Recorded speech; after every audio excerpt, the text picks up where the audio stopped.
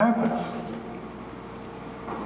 And that is the key to the future, understanding why a society that massively discloses corruption and fraud and stupidity and ignorance in official places and concentration of power and all the other frailties, and does it on a daily basis, and still very little happens, especially in the last 20 years.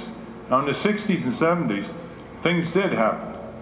We broke through in a large area of human rights in our country.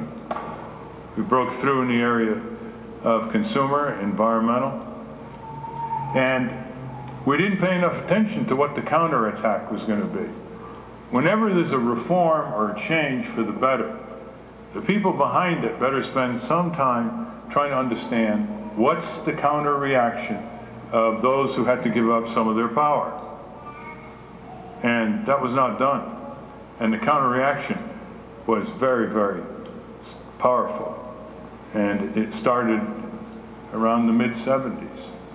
And then grew to virulent dimensions when you folks sent a grade B actor to the White House by electing him governor of California.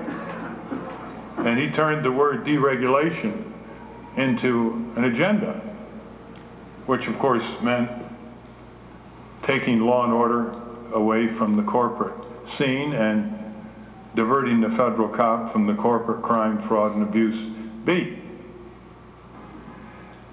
And ever since then, there's been a homogenization of corporate power that transcends both parties.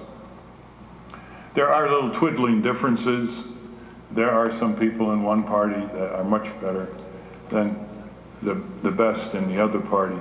But the parties themselves, as a momentum, have been servicing the entrenchment of corporate power in every sector of our society. Another way to put it is that commercialism is run rampant.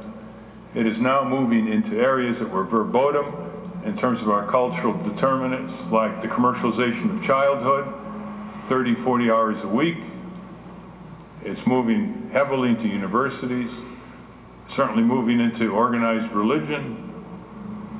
It's moving into the very issue of who is going to own our genes. You know, the genetic inheritance of the planet is being converted to intellectual property, 20-year patent monopoly.